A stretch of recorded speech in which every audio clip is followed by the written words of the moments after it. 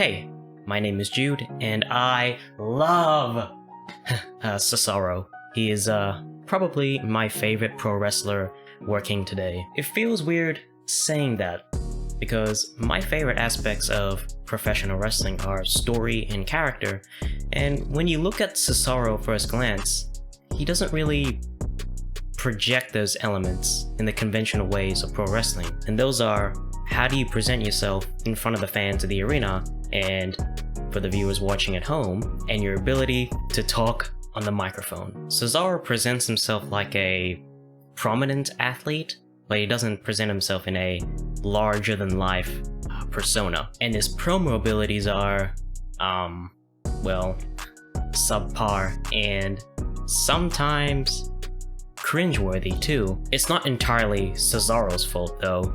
WWE promos nowadays are heavily scripted by writers.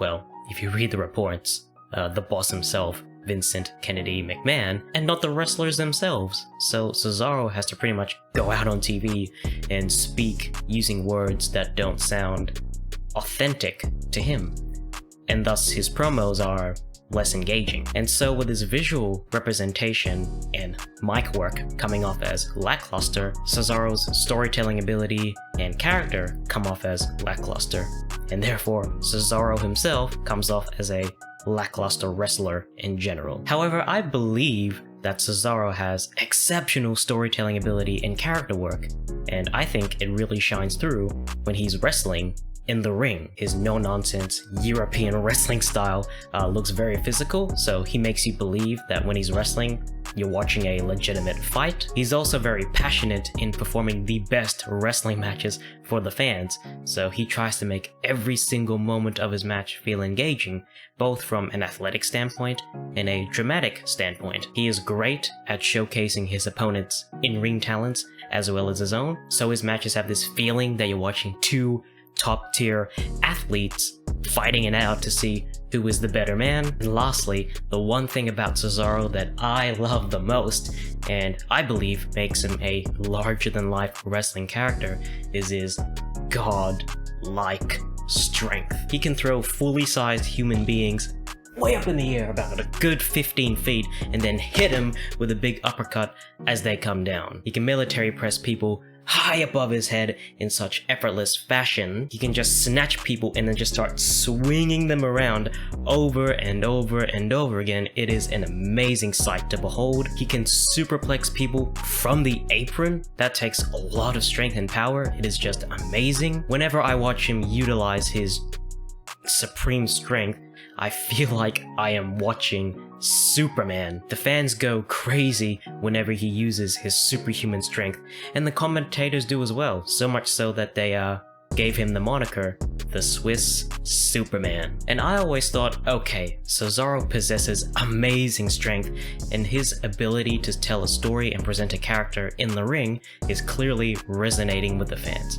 If WWE seriously push this guy to the moon, they can turn the Swiss Superman into a Swiss superstar. And they never really did. When Cesaro debuted in 2012, WWE made him this ex-Swiss military soldier who then went on a rugby career but then got banned from the sport for excessive aggression. It was a weird character for Cesaro, and it didn't really feel natural at all, and it never really got the fans' attention. They gave him a solid singles push for a while though. He won the US title fairly quickly and had a pretty long run with it. He did showcase his super strength every once in a while, but overall his title run was meh.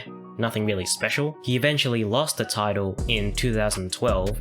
I think it was on the Raw after WrestleMania 29, so he didn't even get to be on the WrestleMania show, which is, oh well, too bad for him. And then eventually he joined forces with Jack Swagger and Zeb Coulter and became a real American. Yeah, Zeb Coulter's and Jack Swagger's real American gimmick was that they were Caucasian Americans who were sick and tired of immigrants illegally sneaking across their borders, but they accepted Cesaro in their ranks because they saw him as the ultimate legal immigrant, and thus a real American.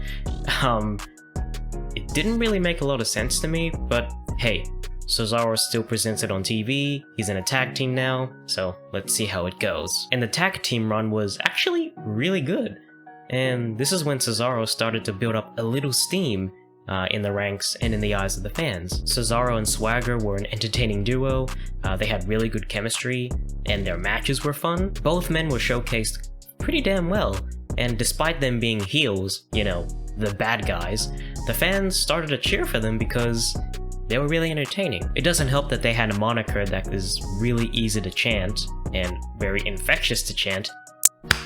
We the people! Like seriously, it's fun to chant. Also, during this time, Cesaro took a little trip down to the WWE developmental brand NXT, where he had a series of damn good matches with NXT's most popular wrestler at that point, Sami Zayn. And one of those matches had this amazing finish.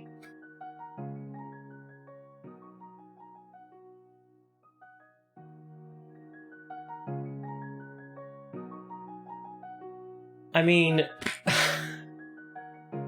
Cesaro's just amazing. Anyway, those matches were great, and that's when wrestling fans were like, huh, this Cesaro guy is really good. So Cesaro's notoriety within the wrestling fan community started to rise quite a bit. And then on the September 9th Raw show in 2013, he wrestled the comedy character Santino Marella in Canada, and in that match, he debuted the giant swing. Cesaro picked up Santino Marella and just swung him around and around and around and around for about at least a good 30 times. And the people in Canada lost their minds. At this point, people were excited for Cesaro matches because they just wanted to desperately see him swing people around like nobody's business. And he did just that. In every one of his matches, he would just pick up his opponent, regardless of their size, and just start swinging them around, and the fans popped huge for it. And his most impressive giant swing occurred on the Battleground pay-per-view in 2013, where he giant swung the 7'1", 350-pound Great Khali. So Cesaro's popularity grew in the eyes of the fans because of this giant swing maneuver, despite being a bad guy. So the Real Americans just kept keeping on throughout the year of 2013. Although WWE never gave them the tag team titles, and they never turned them into babyfaces, good guys, despite them being really over with the crowd. I mean, I don't know. I guess WWE didn't want to present them as a noteworthy team, which is kind of but hey, at least they're still being on TV and they're being showcased quite well, so we'll take what we can get, I guess. Then everything changed in 2014 on WWE's grandest stage, WrestleMania 30. The Real Americans wrestled on the pre-show in a fatal 4-way tag team elimination match with the tag team championships up for grabs. The Real Americans made it to the final two, but they ultimately lost to the current champions at the time, the Usos, who pinned Cesaro for the win. After the match, Jack Swagger and Cesaro got into a heated argument, and Swagger was blaming Cesaro for the loss, and then Jack snapped and attacked Cesaro out of frustration, just locking him into the ankle lock. Zeb Coulter came in and stopped the assault and demanded that the two men make amends, but then Cesaro attacks Swagger in retaliation. He puts him in the giant swing and swings him around and around and around, and then leaves Swagger and Zeb in the ring frustrated, setting up the story of, are the Real Americans done? However, Cesaro's time at WrestleMania didn't stop there. Later on, during the main show, the Andre the Giant Memorial Battle Royal took place. A 30-man Battle Royal elimination match to honor the legendary 8th Wonder of the World, Andre the Giant. The winner of the match gets this big trophy molded in the fashion of Andre himself. And one of the wrestlers in the match, to everyone's surprise, was Cesaro. He made it to the final two in the match, with the other person being the 7-foot-tall, 450-pound Big Show. The two men had a little sequence trying to eliminate each other from the match. Eventually, Big Show overpowers Cesaro and he goes to eliminate him, but then something magical happens. Cesaro avoids elimination and then proceeds to pick up the Big Show, walk across the ring, and then just dumps Big Show over the top rope, eliminating him from the match and winning the Andre the Giant Battle Royal. Very reminiscent of Hulk Hogan body slamming Andre the Giant way back when at WrestleMania 3. The 75,167 fans in attendance lost their minds when Cesaro body slammed Big Show out of the ring, and they erupted in cheers when Cesaro won the match. After the match, Cesaro shakes Big Show's hand, officially turning babyface. Then we get a glorious shot of Cesaro carrying the Andre the Giant trophy on his shoulders as he celebrates his big win. So everyone was like, okay, Cesaro got a big WrestleMania win and a fantastic WrestleMania moment that will stand the test of time. He is now babyface, the fans love him, and his popularity is through the roof. There is no doubt he is going to get a massive singles push and become a big-time superstar. But unfortunately, what we got in real life was completely atrocious. The night after WrestleMania, Cesaro came out in this weird, open, sparkly jacket sort of thing. He then dumped his current manager Zeb Coulter and brought in a new one, Paul Heyman. Now on one hand, this pairing makes sense. Cesaro isn't, well, good, I guess, on the mic, but Heyman is exceptional on the mic, so you can have Heyman just put over Cesaro and tell his story on the microphone, and all Cesaro has to do is just wrestle in the ring, so the pairing makes complete sense. But on the other hand, Heyman is a heel character, he's a bad guy, and he's currently aligned with Brock Lesnar, who became the biggest heel in the company after ending The Undertaker's undefeated streak at WrestleMania, so the pairing was very conflicting. Cesaro then began a subpar feud with his former partner Swagger, which ended rather quickly at the next pay-per-view. He then turned heel again, I guess? For no good reason whatsoever, except for maybe Paul Heyman being a bad influence on him. He then went on to win a couple of matches on TV, but he failed to win his matches on pay-per-view, and then all of a sudden, he just started losing, and losing. Then, in a random backstage moment on Raw, Cesaro just announces that he and Paul Heyman have split up for no reason. He then went on to lose more and more and more and more, and essentially all of that momentum he gained at WrestleMania 30 was just completely wasted. And to make matters worse, later on in 2014, the CEO of WWE, Vincent Kennedy McMahon, did a live interview on the WWE Network with Stone Cold Steve Austin. This wasn't an interview that was used to set up a storyline on TV. No, this was a real-life, behind-the-scenes, pull back the curtain kind of interview. Steve asked Vince if Cesaro was gonna get another singles push, and Vince replied, no, going on to say that Cesaro is lacking in charisma, he lacks the verbal skills, and doesn't have the it factor. Maybe it's because he's Swiss or his European style. Like, because he's Swiss? What? Lacking in charisma, despite the very noticeable crowd reactions that he would get when he would come out and wrestle.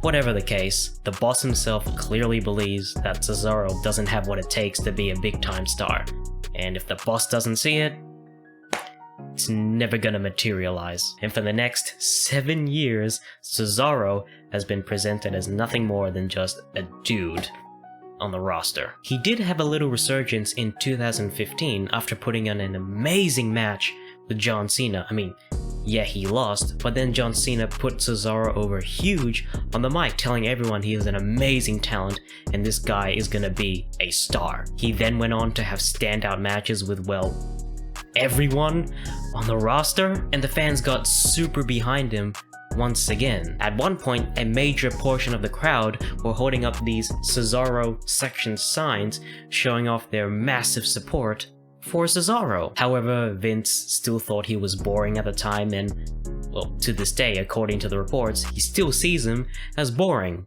So he never really capitalized on Cesaro's rise to popularity once again. He had a decent run in the tag team division with guys like Tyson Kidd and Sheamus, but WWE never really presented any of the teams involving Cesaro as a prominent team. However, in the recent months, Cesaro has been getting somewhat of a decent push. He finally had a singles match at WrestleMania, and he wrestled Seth Rollins, and he beat him. Seth Rollins was portrayed as a very credible guy on the roster, so that win was pretty meaningful. He then went on to have a main event WWE Universal Championship match against our tribal chief, Roman Reigns, and those two had a freaking awesome match. Cesaro lost the match, but he looked like an absolute gladiator in that match. Roman Reigns has been presented as this unstoppable force, and Cesaro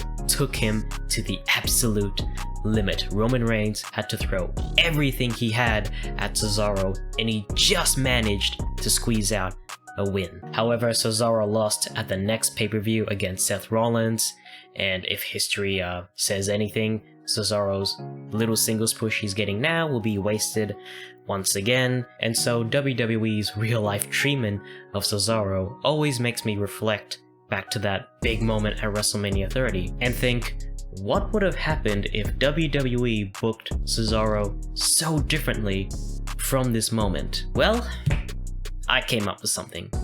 This is how I believed WWE should have booked Cesaro.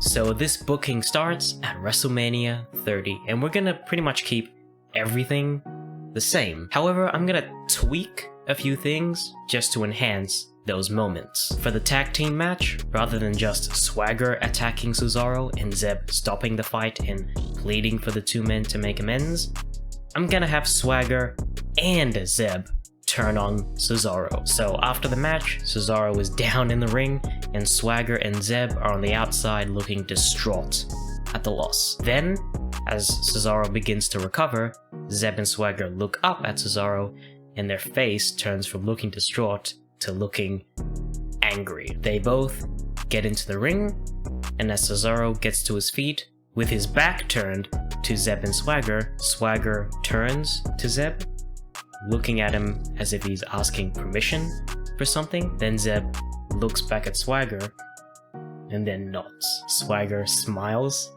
at Zeb and then BAM! Attacks Cesaro from behind. He proceeds to just beat the poor guy while he's down, all the while Zeb is looking on with approval. Swagger then grabs Cesaro by the face and he forces him to look at Zeb, who gets right in Cesaro's face and says something along the lines of, "You cost us the match, and you made us look pathetic in front of the whole world. You are no longer a real American." Swagger then beats up Cesaro some more, and then he plants him with a big gut-wrench powerbomb. Swagger and Zeb, they both give Cesaro one more look of disgust before they leave. After that, Cesaro slowly but surely gets back on his feet. He's in immense pain, but he still walks to the back under his own power. Now in real life, Jack Swagger and Zeb Coulter turned on Cesaro the night after WrestleMania, but I think the turn would be better dramatically if it happened on the biggest stage in the mall. Plus, having Cesaro get his ass kicked by two dastardly heels would make the fans feel more sympathetic for him, and thus get more behind him as a good guy. Then we get to the Andre the Giant Battle Royal, but before the match, we get a replay of Zeb Coulter and Jack Swagger turning on Cesaro. The commentators play up how heinous the act was, just going off on Zeb and Swagger being just two horrible men, and they say that it is unfortunate that Cesaro's WrestleMania ended up like this. Also, for this big Andre the Giant Battle Royal, I'm gonna have Hulk Hogan come out there again and watch the match from the outside. And then we get to the Battle Royal participants coming out. We have the usual thing where a bunch of the mid-carders come out together in a single group. They don't get an entrance. Then we have the select few of the mid-carders who they know name get an entrance, such as, Sheamus, Alberto Del Rio, and the big favorite in this match, The Big Show, and in this booking, Cesaro. Now in real life, Cesaro was one of the guys that came out with no entrance, but obviously in this booking, I'm changing that. He comes down to the ring, still selling the attack from Swagger, but he still has this look of determination, and he comes out, not to the Real Americans theme, but his old Miracle theme. The one that was like, Samuela, Sono Mesne, Sada. I don't know, I probably botched that to all hell. The commentators play up how surprised they are at seeing Cesaro in this match, as well as his resolve and his tenacity in entering this match despite what happened to him earlier. And they also establish the story of, will Cesaro's WrestleMania night end badly once again, or will it end on a high note? So the match happens as per normal, ending with Cesaro picking up Big Show and body slamming him out of the top rope to a massive pop from the fans. Hogan's on the outside, just clapping and cheering. Cesaro then shakes Big Show's hand, thus turning babyface, like in real life. Next, Hulk Hogan gets to the ring, and he shakes hands with Cesaro in front of the WrestleMania crowd. The two men stand next to the big Andre the Giant trophy, posing and smiling for the hard camera. Then Cesaro hoists the big trophy up onto his shoulders like he did in real life. And Hulk Hogan is standing there like, oh, yeah, that's the man. That's Cesaro. Then, this one's a bit self-indulgent, but I'm gonna have Hulk Hogan do his usual pose down routine for the fans, but he invites Cesaro to do it with him.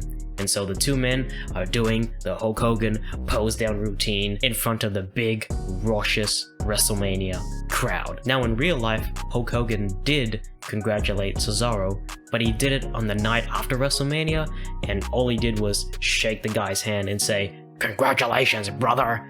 And then he left. If you're gonna have the established WWE legend give the rub to one of your current guys, that was a lazy way to do it. So why not have Hogan praise Cesaro's big win, and then have a cool moment with him on the grandest stage of them all? You get a nice WrestleMania moment with Hogan, and then you put over Cesaro in a big, big way. So then we get to the night after WrestleMania, and Cesaro comes out in a suit. A nice looking suit that looks really cool. He comes out with the Andre the Giant trophy on his shoulders, and then he walks to the ring while carrying the trophy. I think that will be a cool visual. He puts the trophy in the middle of the ring, and then he goes to cut a promo. Now I know Cesaro is not a good talker, but as I said before, if you give him a script that doesn't feel authentic to him, it's gonna come out bad. But if you just give him a subject to talk about, maybe a bullet point or two of things you want to get across, I think Cesaro is good on the microphone. His promo on Talking Smack and the many other interviews that he's done with wrestling pundits, I believe, proves that. He's very well spoken and interesting to listen to. So let's do that. The subject for this promo is pretty much, will this victory mark a new beginning for Cesaro? Now, just to give an idea of what Cesaro will say, it'll be something along the lines of, when I debuted, I was a ex-military soldier and former rugby player.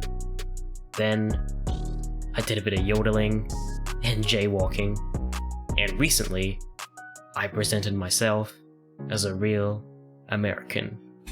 I did all of that so I can present myself as this larger-than-life superstar, much like the wrestlers that I watched growing up. And to be honest, I didn't feel comfortable with any of that, but I wanted to feel grander, so I kept doing it. But then WrestleMania 30 happened, and in the Andre the Giant Battle Royal, I realized something. I wasn't wrestling as a character, I was wrestling as me. A guy who puts every bit of passion and effort into this ring because he loves professional wrestling. And because of that, I achieved the biggest win in my life, had the biggest moment in my life, and you people cheered me for it. And for that, I thank you. So from now on, I'm not gonna present myself as a outlandish character.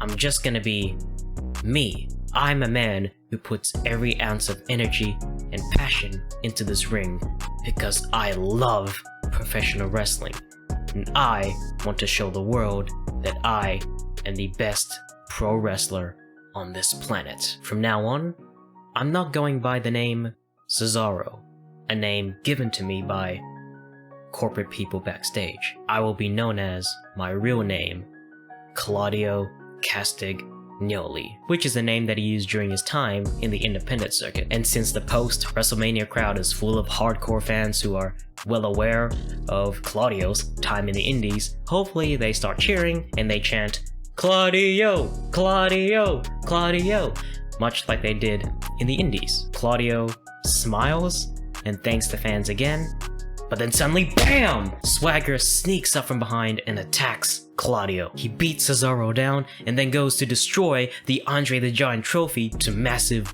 boos. This enrages Claudio, who just fires up and attacks Swagger with big uppercuts. He then clotheslines his former partner out of the ring. Claudio then kneels over his broken trophy, looking sad and distraught, and then he slowly looks at Swagger, his face just full of rage. Swagger, who is retreating up the ramp, is just pointing at Claudio and is like, this isn't over! This isn't over! And so Claudio gets into a feud with Jack Swagger and Zeb Coulter, with the story being Claudio seeking vengeance for what Swagger and Zeb have done to him at WrestleMania and what they did to the Andre the Giant trophy, and Swagger and Zeb still holding a grudge for Claudio for costing them the tag titles and wanting to put the immigrant down for good. The rivalry goes back and forth over the next few weeks, with Swagger getting the best of Claudio one week and then Claudio getting the best of Swagger the next week, and so on and so forth. This leads to a big singles match at the next pay-per-view,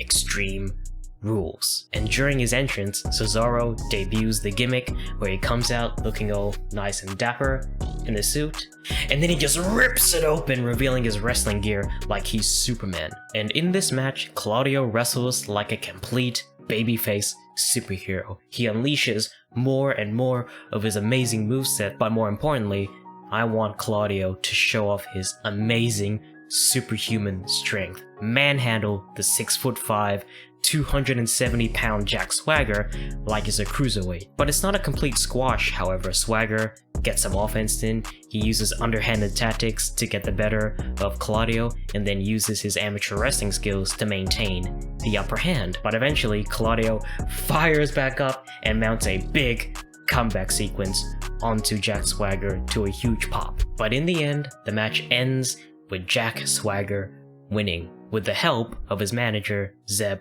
Coulter. After the match, Swagger and Zeb attack Cesaro some more, and they go to injure him with a chair, but Cesaro fires back up and sends the heels packing.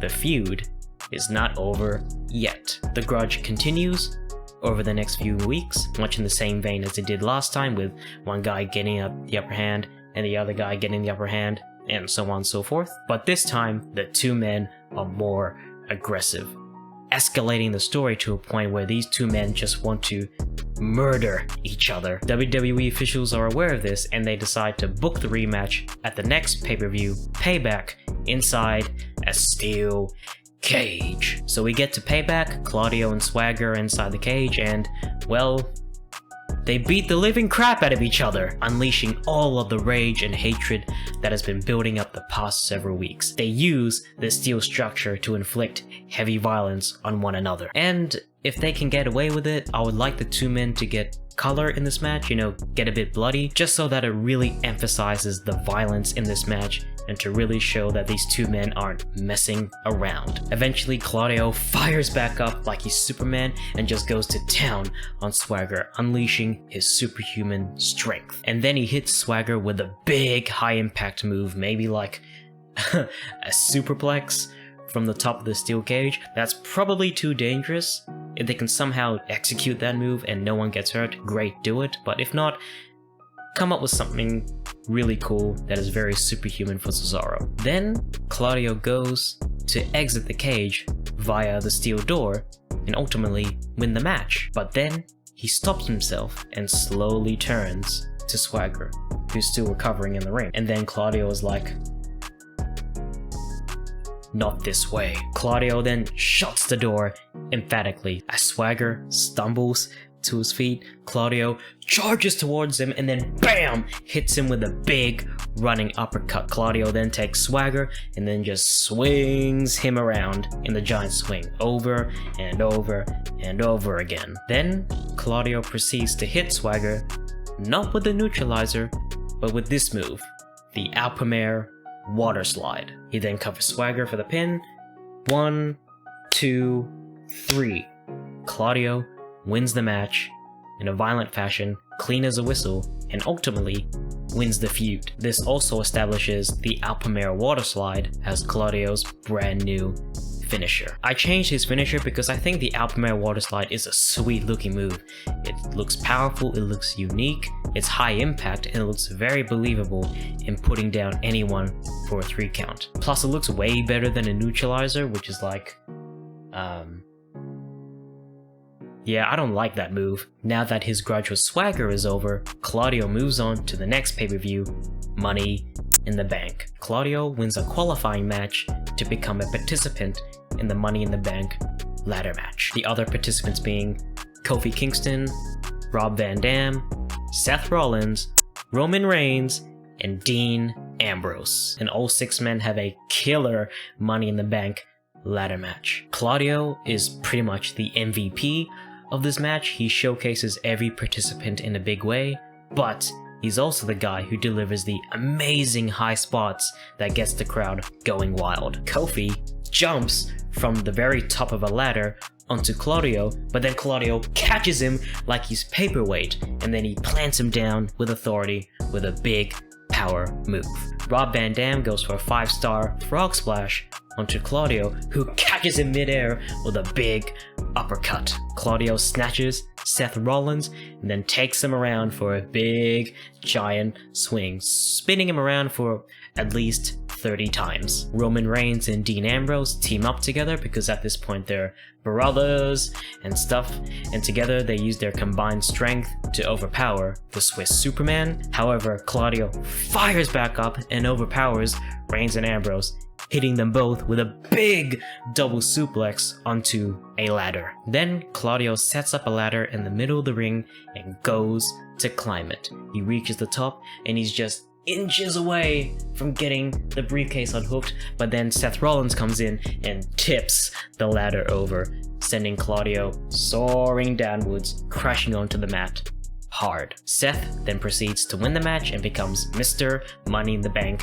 just like he did in real life. So unfortunately, Claudio loses the match, but he still has an amazing showcase, highlighting the fact that this guy is indeed a mainstay player. Now we move on from Money in the Bank. On the Raw show after that pay-per-view, it is announced that a 20-man Battle Royal would take place at the next pay-per-view, Battleground, with the winner becoming the new WWE Intercontinental Champion. That championship was stripped away from Wade Barrett, who unfortunately suffered a real-life injury days earlier. On this Raw show, Claudio wins a qualifying match to enter that Battle Royal. Then later that night, The Miz makes his big return after a 2-month hiatus filming The Marine 4, and he debuts his A-list movie star heel gimmick, like he did in real life. Like Claudio, The Miz wins a qualifying match to enter the Battle Royal, but the way he wins is very different to Claudio. The Swiss Superman won his match in a fair, valiant effort, whereas The Miz won using underhanded, cowardly tactics. After his match, The Miz grabs a microphone and says something along the lines of, "You know, I couldn't help but notice that you guys have been cheering for this Claudio guy while I've been gone, and I don't get that." The Miz then goes on to say what pretty much Vince McMahon said in his shoot interview with Steve Austin. Claudio lacks charisma, he has no verbal skills, and he doesn't have the it factor. Unlike me, I am unparalleled on the microphone. I have got charisma for days, and I have got the celebrity look. I am a superstar. And yet, you people cheer for Claudio, and that is stupid. You should be cheering for me, not for him, because he's a dweeb and I am a megastar. This leads to Claudio coming out with a microphone, and he says something along the lines of, Miz, you worked really hard to get to where you're at right now, and I respect that. But maybe the fans don't like you because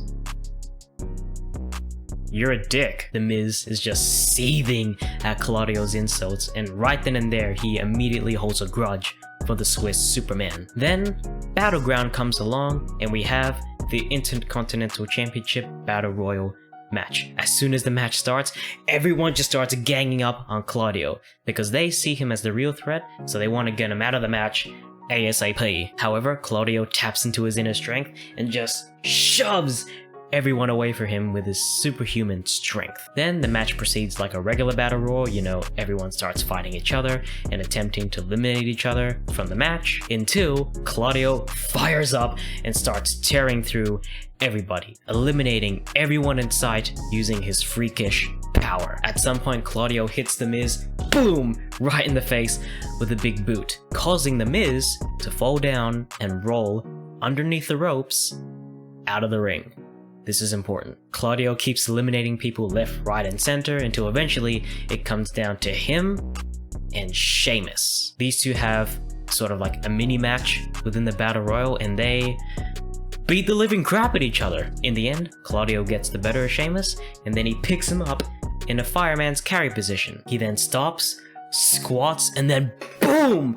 He hoists Sheamus up in the air into a gorilla press position. Then Claudio walks across the ring while holding Sheamus in a gorilla press, and then just boom! Pitches the big man over the top rope, eliminating him from the match. The fans start cheering for Claudio, but then suddenly The Miz sneaks up behind him and boom! Throws Claudio over the top rope, eliminating him from the match. The Miz wins the Battle Royal, and he is now the new WWE Intercontinental Champion. The Miz was outside hiding this whole time, and he picked the perfect moment to win the match.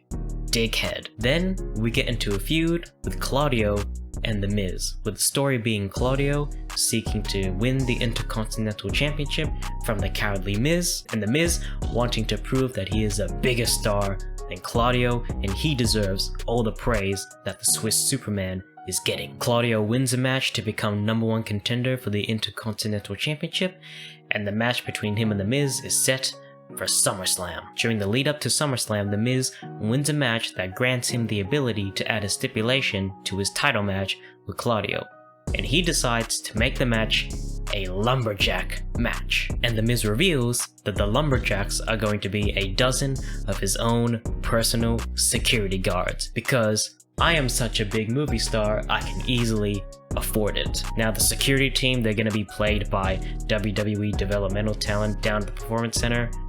Basically, 6-foot dudes who can bump and sell decently for TV. So then we get to the Intercontinental Championship match at SummerSlam. Claudio comes out first, and his entrance is now completely different. His theme music has this sort of superhero-esque vibe to it. It pretty much sounds like his current WWE theme, Return of the Fire, and his entrance starts with all the lights dimmed out, except for a single spotlight that shines in the middle of the stage. And Claudio slowly walks into that spotlight as the music slowly builds up. And once the music rises to a crescendo, boom!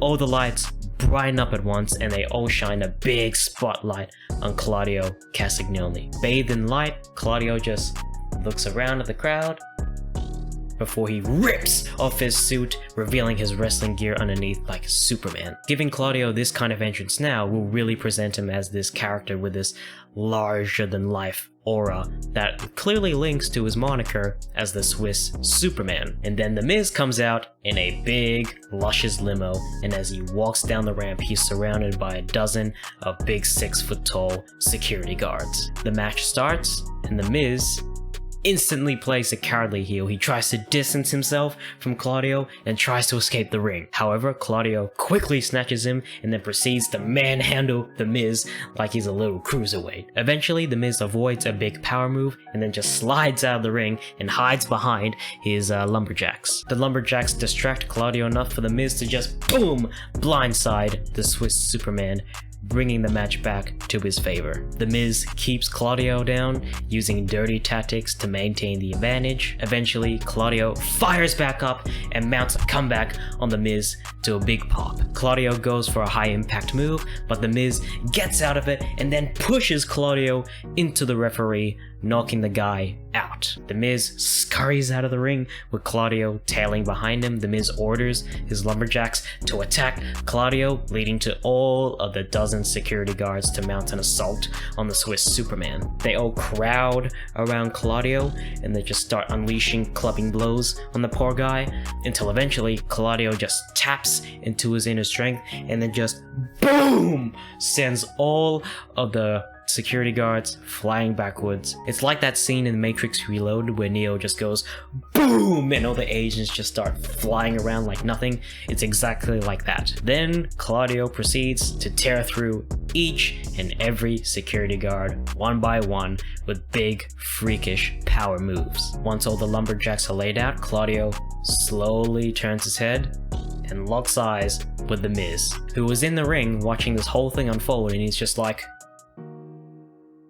oh no! The Miz rushes out of the ring and tries to hop over the security barricade to escape, but then Claudio easily catches up to The Miz, snatches the cowardly man, and drags him all the way back into the ring. He chucks him into the ring, and then he proceeds to hit The Miz with a boom!